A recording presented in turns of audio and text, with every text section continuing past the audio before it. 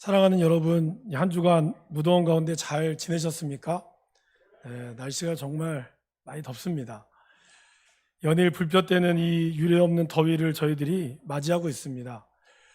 저희가 살아가고 있는 곳은 이제 북반구라고 하지 않습니까? 북반구는 지금 이 계절이 여름이기 때문에 그래도 덥다라고 할 수 있지만, 남반구는 왜 겨울이죠. 그런데 이제 아르헨티나 이 밑에 지방도 지금 30도가 되는 그 정도의 더위를, 그러니까 이상 기온을 맞이하고 있습니다. 이런 더위 가운데서 정말 이 지구촌이 달아오르는 가운데 많은 사람들이 이제 이럴 때쯤 되면 또 항상 떠오르는 질문들이 있는 거죠. 진짜 말세가 왔나? 진짜 마지막이 왔나? 이런 생각들을 이제 많이 하게 됩니다. 여러분 어떠십니까? 과연 이 때가 지금 마지막이라고 생각하십니까? 늘 언제나 마지막이라는 말을 우리는 참 많이 듣습니다. 아마 여러분들이 제 나이 20대 때 아마 여러분들의 부모님들이 하셨던 말씀이 그랬죠. 말세다, 말세. 너희들 보니까 말세다. 그러셨죠. 저보고도 선배들이 그랬습니다. 네 보니까 말세라고. 근데 아직까지 말세가 안 왔습니다. 이게 과연 그렇다면 말세가 진짜 올까요, 여러분? 분명히 예수님께서는 이 마지막 때에 대한 이야기를 하셨는데, 오늘 우리가 읽었던 이 베드로, 사도 베드로도 예수님의 제자였을 때 마지막 때를 물어봤고, 그리고 예수님은 그 마지막 때에 대한 말씀을 하셨습니다. 그리고 이제 예수님이 승천하시고 나서 베드로 사도가 베드로전서를 쓰고 있을 때도 오늘 만물의 마지막이라는 단어를 사용했습니다. 그런데 아직까지도 지금 마지막이 오지 않았습니다. 그래서 어떤 사람들은 마지막은 없다, 그냥 사람들이 교회에서나 이렇게 종교에서 거짓말하는 거다, 마지막이라 하면 사람들이 두려우니까 오려고 하는 거다, 그렇게 이야기하기도 하고, 또 이제 어떤 분들은 과학적으로 지구의 시계, 2050년이면 지구의 시계가 멈추고 이런 여러 가지 과학적인 증거들로 이야기를 하고 있습니다. 분명히 마지막 때라고 하는 것은 예수님도 말씀하셨기 때문에 마지막 때라는 것은 분명히 올 텐데, 그렇다면 오늘 사도 베드로가 우리에게 말씀하신 이 마지막, 만물의 마지막이라고 하는 의미가 어떤 걸까? 이걸 우리가 먼저 한번 생각해 봤으면 좋겠습니다. 그러면서 오늘은 1년에 한 번, 8월 첫째 주는 대한예수교 장로회 총회 통합 측에서 정해놓은 이단 경계주일입니다. 그래서 제가 작년 8월 첫째 주에도 이단에 대한 말씀을 전했고, 오늘도 또 이렇게 이단에 대한 말씀을 준비를 했습니다. 이 마지막 때에 오는 여러 가지 현상들 가운데서 과연 오늘 하나님께서 우리에게 주시는 또 이 마지막, 만물의 마지막이라고 우리가 듣고 있는 이 세대 가운데 우리가 어떻게 살아가야 될 것인지를 함께 나눠봤으면 좋겠습니다. 먼저 이 마지막이라는 말을 이해할 때 저도 그렇고 아마 여러분들도 그러실 겁니다. 시간의 멈춤, 그러니까 뭔가 시간적으로 마지막이 되는 것을 우리는 마지막이라고 생각을 합니다. 그러나 예수님이 이야기했던 이 마지막은 좀 다른 의미가 있는 것 같습니다. 그 말이 시간이 멈추지 않는다라는 뜻은 아니지만, 우리가 이해하는 그 단순히 시간적인 마지막이 아니라 우리 모든 인생 가운데는 반드시 끝이라고 하는 개념을 항상 잊지 말라라는 것입니다. 그걸 다른 말로 표현하면 종말론적인 관점을 가지다라는 것이죠. 여러분, 우리가 태어나면서부터 저와 여러분들은 어떤 존재죠? 죽음을 향해서 달려가는 존재입니다. 그건 누구도 부인할 수가 없습니다. 안타깝게도 저는 청주에 있을 때 태어난 지 100일도 안 된 아이를 장례를 집례해 봤습니다. 우리 너무 안타깝죠. 그런데 그 아이의 마지막이 그렇게 짧은 것처럼 어떤 분들은 150년의 삶을 살아가는 분들도 이제 앞으로 나온다고 합니다. 그러나 분명한 것은 뭐죠? 150년을 살든 100년을 살든 30년을 살든 분명히 끝은 온다라는 것입니다. 근데 이 끝이라고 하는 것이 정해지지 않았다는 거예요. 여러분들이 몇 살에 살겠다, 몇 살에 죽겠다라고 마음 먹으셨지만, 그렇게 먹었다 할지라도 그렇게 돌아가실 때가 그렇게 쉽지 않거든요. 저희 아내의 외할아버지가 목사님이셨습니다. 목사님이 하나님께 응답을 받으셨대요. 나는 88살에 죽을 거라고 하나님께 응답 받았다고.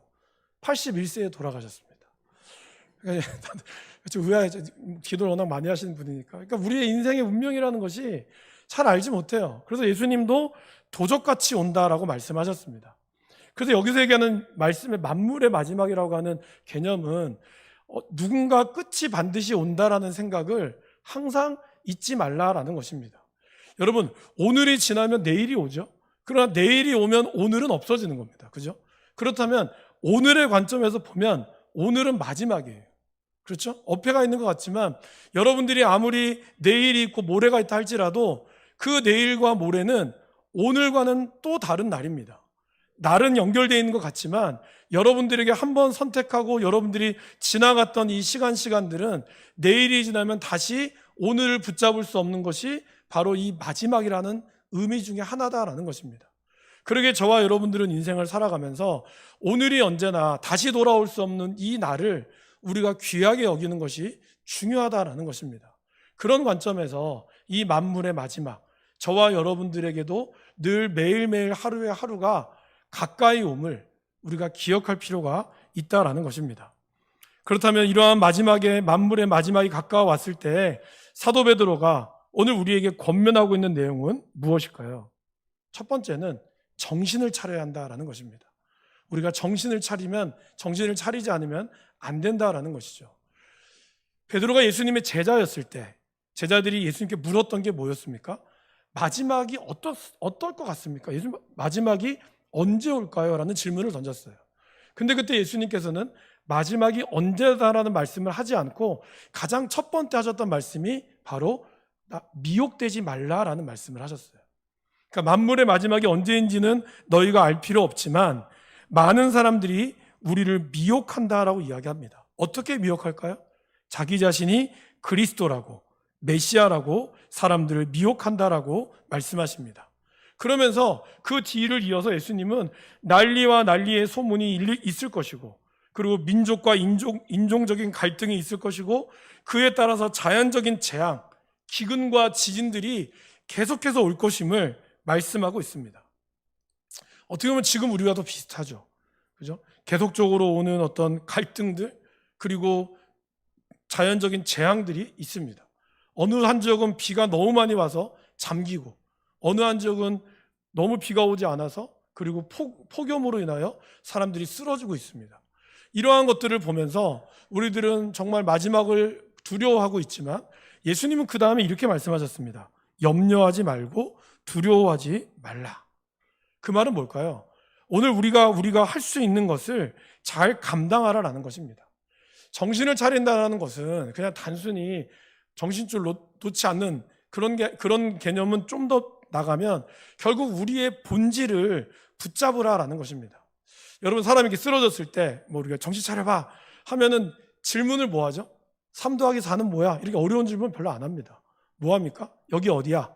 당신 누굽니까? 가장 근본적인 질문을 해요. 병원에서도 쓰러져서 중환자실에 있으면 의사분들이 드라마를 통해서 본 거긴 하지만 어떻게 하죠? 동공을 살펴보고 환자분 여기가 어디예요? 이름이 뭐예요? 항상 묻잖아요. 너무나 당연한 얘기. 건강할 때는 그거는 너무나 당연한 얘기지만 건강하지 않을 때는 그것이 그 사람의 정신이 있느냐 없느냐의 생사의 여부를 결정한다는 겁니다. 오늘 저와 여러분들이 신앙에 이 미혹하는 세력들이 많을 때 다른 어떤 것보다 신앙의 본질을 붙드는 것이 가장 중요하다는 것입니다. 그 본질은 무엇일까요? 바로 예수님이 하나님의 아들이시고 그리고 그분이 인간으로 오셔서 저와 여러분들을 위하여 돌아가셨다고 하는 이 사실이 너무나 간단한 것 같지만 가장 중요한 문제라는 겁니다. 요한이서 7절 말씀에 미혹하는 자에 대해서 사도 요한은 우리에게 이렇게 설명해 주고 계십니다. 우리 같이 한번 읽어보실까요? 미혹하는 자가 세상에 많이 나왔나니 이는 예수 그리스도께서 육체로 오심을 부인하는 자라. 이런 자가 미혹하는 자요 적 그리스도니. 여러분 그냥 우리가 교회를 여러분들 예배 시간에 와서 제 말씀 듣고 착하게 살아야지 열심히 살아야지 그런 이 말씀이 그냥 듣고 가는 게 중요한 게 아니라 이 본질, 여러분들이 교회를 오지만 예수님이 육체로 오심에 대해서 인정하지 않으면 이 본질을 우리가 인정하지 않으면 마지막 때 저와 여러분들이 넘어질 수 있다는 겁니다. 이 당시에 이 문제가 왜 중요했을까요? 많은 사람들이 예수님을 어떻게 신이 인간의 몸으로 올 수 있습니까? 불가능하다고. 그러기에 예수님은 인간의 몸을 입고 온 모양일 뿐입니다. 이걸 신학적으로는 가현설이라고 합니다. 가짜로 나타났다는 뜻이죠. 그러니까 이 육신은 가짜고 진짜인 영만이 돌아다녔습니다 라고 얘기했다는 거예요. 그러니까 그 말을 믿으면 저와 여러분들도 어떻게 이해할 수 있을까요? 아, 그래? 그러면 영적으로 기도만 열심히 하고 육적으로는 마음대로 살아도 아무 문제가 없겠네? 이런 거랑 똑같다는 거예요. 제가 저번에도 한번 말도 안 되는 예화를 들어드렸죠. 여러분, 남편이 아내와 살면서 다른 사람하고 바람 피면서 나는 그래도 몸은 비록 내가 다른 여자랑 있지만 마음은 난 당신밖에 없어. 이러면 여러분, 그 부인이, 그 아내가 그걸 듣고 감동합니까? 이 미친놈 아니야? 이렇게 안 하겠어요? 말도 안 되는 거잖아요. 우리의 신앙이 그럴 수 있다는 겁니다. 주일날 와서 예배는 잘 드리지만 정작 내 몸은 다른 데 가 있고, 내가 영적으로 기도를 누구보다 많이 하는 것 같지만 실제로 세상에 나가서 나의 육신은 하나님대로 살지 못해 정결하지 못하면 그것이 바로 예수님이 육체로 오심을 부인하는 자라는 뜻입니다. 예수님은 우리와 똑같이 배고파하셨고 똑같이 눈물을 흘리셨고 예수님은 우리와 똑같이 화를 내셨어요. 그리고 예수님은 우리와 똑같이 죽으셨어요. 여러분, 이 땅에 어떠한 종교도 신이 죽는 경우는 없습니다.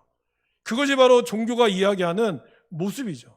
그러나 예수님은 우리와 똑같은 모습으로 오셔서 우리와 똑같이 죽음을 맞이하고 고통을 맞이하셨다라는 겁니다.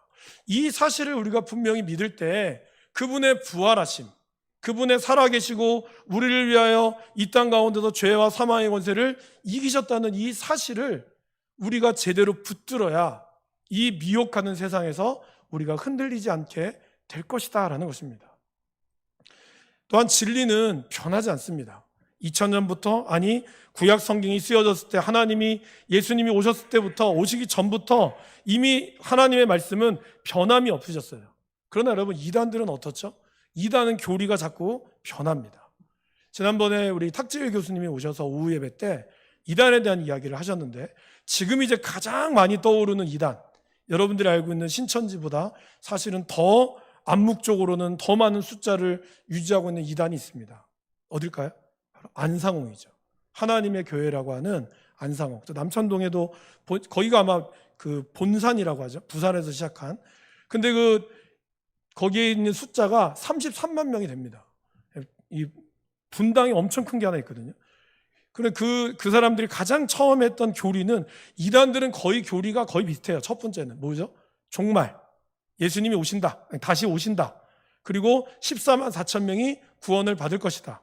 근데 이미 이 교리가 깨져버렸어요. 왜냐하면 그들이 가장 섬겼던 안상홍이라고 하는 이 보혜사 성령이라고 이야기하는 안상홍이 죽었거든요. 그리고 2012년도에 부활한다고 했지만 부활이 당연히 안 되죠. 그러니까 그들은 교리를 바꾼 거예요. 그래서 지금은 그 교리를 얘기하지 않는다고 그러죠. 그게 이제 탁철 교수님이 얘기한 거에 제가 잘 기억이 남았어요. 이제는 그의 교리를 이야기할 수가 없어요. 왜냐하면 그 교리대로 하면은 14만 4천 명이 33만 명 중에 나머지는 다 없어져야 되거든요. 신천지는 이 교리를 어떻게 바꿀까요? 14만 4천 명이 넘으면 분명히 하나님 오신다고 했는데 재림이 안 됐잖아요. 그래서 그들은 어떻게 하죠? 시험을 치죠. 알곡과 가라지가. 이 33만 명 중에도 알곡과 가라지가 있다. 그래서 1년에 한 몇 번씩 시험을 치고 헌금을 내고 이런 것으로 평가한다고 하죠. 그러니까 그들은 죽기 살기로 시험 공부를 하는 거예요. 그러니까 여러분, 진리는 변하지 않는데 그들은 계속 진리를 왜곡해서 변함으로 그들의 교리들을 이끌어가는 거예요. 문선명도 죽지 않을 거라고 그랬거든요. 근데 죽었어요. 여러분, 이 땅에 있는 어느 신도 신이 될 수 없습니다. 그런데 그들은 그것으로 인하여 죽고, 그러면 또 죽으면 어떻게 되죠? 교리를 또 바꾸는 거죠. 계속해서 바꿔가면서 이들을 따라간다라고 하는 겁니다. 근데 안타깝게도 그렇게 따라가는 미혹된 숫자만 이미 100만 명 정도가 됩니다. 우리나라에서만. 세계까지 지금 더하겠죠. 그러니까 이러한 미혹된 세상 가운데서 저와 여러분들이 이 본질을 잘 지켜야 한다는 것입니다. 바로 하나님의 그 주되심, 그리고 예수님의 하나님의 아들 되심, 그분이 우리를 위한 구원하심, 이 분명한 믿음을 저와 여러분들이 잘 지킬 수 있기를 바랍니다. 이 관계가 하나님 앞에 잘 서야 저와 여러분들이 어떠한 어려움이 온다 할지라도 우리가 미혹되지 않게 될 것입니다. 두 번째, 사도 베드로는 우리가 이러한 흔들리지 않기 위해서는, 사도 베드로가 권면한 두 번째는 바로 기도해야 한다라는 것입니다. 7절에 보시면 그러므로 너희는 정신을 차리고 근신하여 기도하라. 그냥 기도하는 것이 아니라 깨어 근신하여 기도해야 한다라고 말씀하고 있습니다. 여기서 깬다라는 말은 술 취한 것과 반대되는 개념이에요. 많은 사람들이 술에 취하면 또 강하신 분들도 있다고 하지만 술에 취하면 인사불성이 되고 자기가 한 말을 정신을 잃어버리는 것처럼 기도할 때 그렇게 기도하지 말라는 거예요. 마치 주문 외우듯이 자기가 무슨 기도했는지도 모르고 그렇게 기도하지 말고 깨어서 분명한 정신을 가지고 기도하라라고 이야기하고 있습니다. 여러분 어떻게 기도하고 계십니까? 기도의 시간들을 잘 정해놓고 기도하고 계십니까? 아니면 이렇게 벼락치기 기도하시는 거 아닙니까? 힘들고 어려울 때만 쫙 모아서 기도하고 평안해지면 그냥 이렇게 잠잠한. 오늘 여기서 깨어 기도하라고 하는 것은 크게 세 가지 의미가 있어요. 첫 번째는 하나님 앞에 기도를 가장 먼저 우선순위에 두라라는 겁니다. 그리고 이 기도의 시간을 정해놓으라 얘기하는 거예요. 깨어있는 시간, 여러분들이 깨어서 가장 정신이 말짱한 그런 시간에 기도의 시간을 정해놓고 그리고 기도의 내용을 구체적으로 알고 있어야 한다라는 것입니다. 여러분, 사도 베드로는 정말 이거에 대해서 누구보다 피부로 느꼈던 사람 중에 한 명입니다. 예수님께서 십자가에 못 박혀 돌아가시는 그날 겟세마네 동산에서 예수님은 베드로와 요한과 야고보를 데리고 가셨습니다. 그리고 그렇게 기도하죠. 내가 지금 너무 마음이 고민이 되어 내가 죽게 됐으니 너희들은 제발 나를 위하여 기도해 달라. 그렇게 얘기를 합니다. 근데 베드로가 어떻게 했죠? 잠에 취해서 기도하지 않았어요. 아마 기도는 했겠죠. 근데 거의 잠결에 기도했던 것 같아요.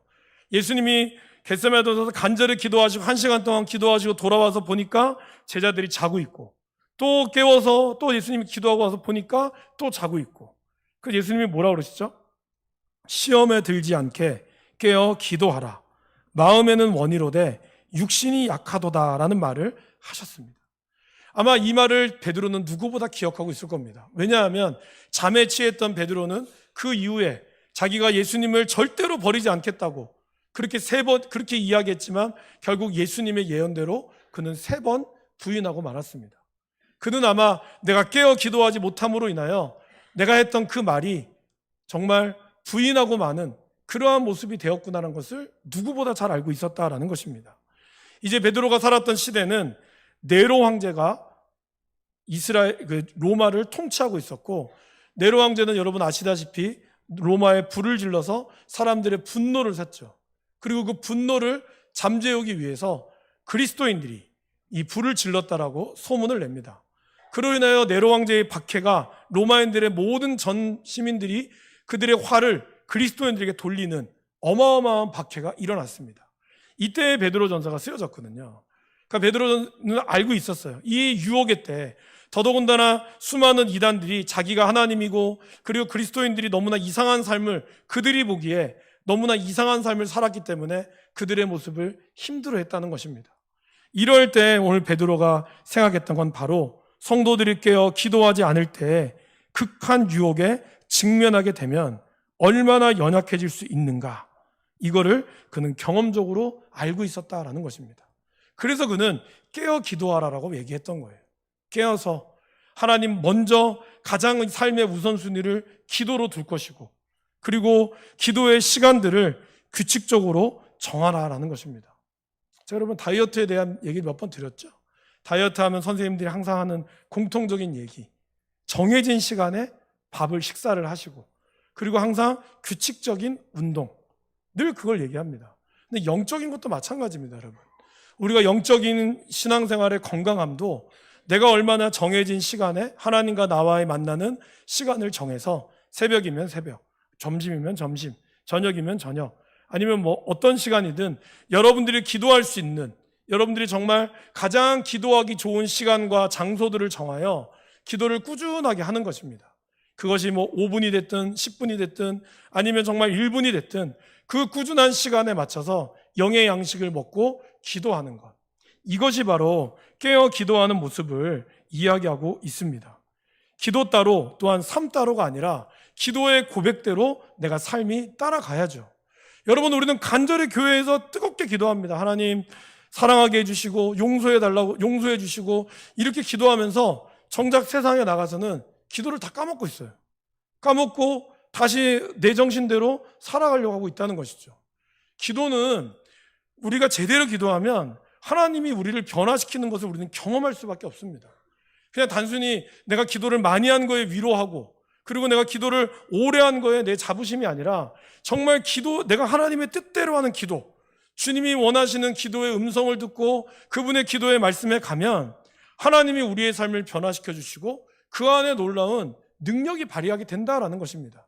성경에 많은 사람들은 기도의 사람이었고 그 기도로 인하여 하나님의 놀라운 역사들이 우리들 가운데 이루어졌다라는 것입니다. 그러게 깨어 기도한다는 것은, 이 마지막 때에 깨어 기도한다는 것은 두렵고 떨리니까 하나님 지켜주세요라는 기도를 넘어서 하나님께서 이끌어 가시는 삶을 살기를 원합니다. 주님 나를 붙들어 주시고 아버지의 뜻대로 하여 주시옵소서라고, 그렇게 확신 있게 나아가는 기도를 이야기하는 것입니다. 저와 여러분들이 하나님 앞에 깨어 기도함으로 이 마지막 때에 기도를 통하여 우리가 변화되어지고 하나님이 우리의 삶을, 이 땅을 변화시켜 주는 것을 경험할 수 있기를 간절히 바랍니다. 마지막으로 베드로는 무엇보다 뜨겁게 사랑하라라고 이야기를 합니다. 이 사랑이 다른 어떤 것보다 우선이 되어야 한다라는 것을 말씀하고 있습니다. 이 마지막 때가 될수록 우리는 이 사랑이 중요하다라는 거죠. 그래서 예수님께서도 자기가 이제 죽을 때가 가까운 줄 아시고, 요한복음에 보면 뭐라 그러죠? 자기의 사람들을 사랑하시되 끝까지 사랑하셨다라고 이야기합니다. 근데 반대로 사도 바울은 마지막 때가 되면 특징 중에 하나가 사랑이라고 이야기를 했어요. 근데 그 사랑이 어떤 사랑이죠? 자기 사랑. 사람들이 자기를 사랑한다 그랬어요. 남을 사랑하는 게 아니라 자기를 사랑한다 그랬어요. 여러분, 지금 이 시대를 보면 우리 장로님들 이렇게 기도하셨지만 어떻죠? 자기를 너무 사랑해요. 그래서 정말 요즘에는 20대들도 홍삼 잘 먹습니다. 옛날에는 안 먹었잖아요. 그거는 좀 나이 드신 분들이나 건강 챙기라고 먹는 건데, 요즘은 이제 20대만 돼도 건강 정말 잘 챙깁니다. 라면도 안 먹는 친구들도 많고요. 그러니까 자기의 몸을 가꾸는 일에 정말 힘써서 광안리나 이런 데 가면 진짜 몸매 좋은 남자들이 너무나 많습니다. 자기 몸매를 너무 관리를 잘해요. 근데 자기를 너무 사랑한 나머지 다른 사람의 사랑은 관심이 없어요. 다른 사람에 대해서는 전혀 관심이 없어요. 우리 가족만 행복하면 되니까 우리 가족이 놀다가 버린 쓰레기는 다른 사람이 치우든 말든 관심도 없습니다. 남의 집에 쓰레기 버려도 아무런 문제가 되지 않아요. 이러한 사람들이 하고 있어요. 똑같이 어느 때보다 사랑이란 말이 많이 남발함에도 불구하고 사람들의 사랑은 점점점 식어져 가고 있다는 것입니다. 근데 예수님께서는 무엇보다 뜨겁게 사랑하는데 서로 사랑하라라고 이야기합니다. 그러니까 그 말은 나의 사랑이 아니라 하나님 옆에 사람을 사랑하고 내 이웃을 사랑하는 것을 이야기하고 있죠. 그렇다면 사랑이 왜 이렇게 중요할까요? 사랑이 하나님의 본질이기 때문입니다. 요한일서 4장에 보면 하나님은 사랑이시라라고 사랑을 이야기하시죠. 곧 하나님 이꼴 사랑이라는 거예요. 그리고 그 사랑 안에 거하는 자는 바로 하나님의 사랑, 하나님을 알게 된다라고 이야기하고 있죠. 근데 하나님의 사랑은 단순히 하나님만을 사랑하는 것이 아니라 하나님이 만드신 피조 세계를 사랑하는 것 또한 이야기합니다. 그래서 요한일서 4장 20절 말씀에 사도 요한이 이렇게 이야기하죠. 누구든지 하나님을 사랑하노라 하고 그 형제를 미워하면 이는 거짓말하는 자니 보는 바 그 형제를 사랑하지 아니하는 자는 보지 못하는 바 하나님을 사랑할 수 없느니라. 결국 하나님을 사랑한다는 것은 보이는 내 형제와 내 이웃을 사랑하는 것을 의미합니다. 그리고 그 사랑은 뜨겁게 사랑하라 그랬어요.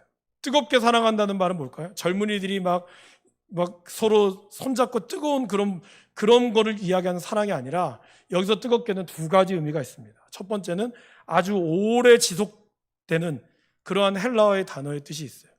변함이 없이 계속적으로, 그리고 팔을 쭉 뻗치는, 그렇게 팔을 쭉 뻗어서 그 사람의 어려움을 붙잡는, 끝까지 붙잡아주는 그 사랑을 이야기하는 겁니다. 그냥 감정적으로 저 사람 사랑하고 곧 식어지는 사랑이 아니라 그 사람을 위해서 끝까지 나의 팔을 내뻗는 사랑. 그리고 두 번째는 이 내뻗기 위해서 나의 온 몸을 이용하는 것을 이야기합니다. 그래서 원래 이거는 운동하는 사람이 자기의 근육을 키우는다는 뜻으로 나오거든요. 여러분, 야구 선수가 공을 던지거나 뭐 이렇게 치기 위해서 팔로 치고 팔로 던지는 것 같지만 그냥 팔 운동하고 이 팔 운동만 할까요? 아니겠죠. 투수들만 해도 어깨가 100개 이상 던지려면 어깨가 좋아야 되고요. 이거를 받치려면 허리가 좋아야 되고요. 그러면 엉덩이와 허벅지 근육까지 좋아야 됩니다. 그래야지 되는 거죠. 그러기에 한 투구를 위해서 온 몸을 다 쓰는 근육을 키우듯이 저와 여러분들도 누군가를 사랑한다는 것은 그냥 단순히 사랑합니다, 축복합니다 이렇게 이쁜 말만 한다고 해서 사랑이 되는 게 아니라 그 사랑을 위해서 내가 그 사람을 알기 위해 나의 지식을 동원하는 것이고, 그 사람을 사랑하기 위해서 나의 의지를 동원하는 것이고, 그 사람을 사랑하기 위해서 나의 모든 것을 동원하는 것이 바로 뜨겁게 서로 사랑하라는 의미가 담겨져 있다라는 것입니다. 이 사랑이 있을 때 이 사랑이 우리의 모든 것을 덮을 수 있는 힘을 준다라는 것입니다. 진정한 사랑은 다른 사람의 허물까지도 감싸줄 수 있고, 그리고 그거는 그 허물을 모른 척 한다는 얘기가 아닙니다. 그 사랑의 힘이 이 사람의 자기의 잘못까지 고백하며 그거를 이겨낼 수 있도록 도와준다라는 것을 의미한다라는 것입니다. 이것이 지금 이 마지막 때에 필요한 사랑의 모습이고, 마지막 때에 이 미혹되는 세상 가운데 우리가 이겨내기 위한 모습임을 우리가 기억해야 한다라는 것입니다. 처음 교회 오신 분들이 우리 교회의 따뜻함을 느낄 수 있는 것은 뒤에 계신 분들이나 여러분들이 친절한 말투나 그러한 인사였겠지만, 그러나 더 중요한 건 뭘까요? 제가 이제 새가족들을 만나보면 우리 교회가 참 따뜻합니다라는 말을 많이 들어요. 근데 여러분, 그 따뜻한다는 건 여러분들의 말투도 있겠지만 보이지 않게 흐르는 그러한 영적인 분위기가 분명히 있는 거예요. 이분들이 그걸 어떻게 알겠습니까? 단지 그 분위기가 그거를 만들어 간다라는 것이죠. 그리스도의 사랑이 우리를 감싸고 그 사랑에 감격한 우리들이 여러분들의 믿음의 식구들을 그리스도의 마음으로 대한다면 아무리 2단이 오고 10단이 온다 할지라도 저와 여러분들이 능히 이겨내게 될 줄 믿습니다.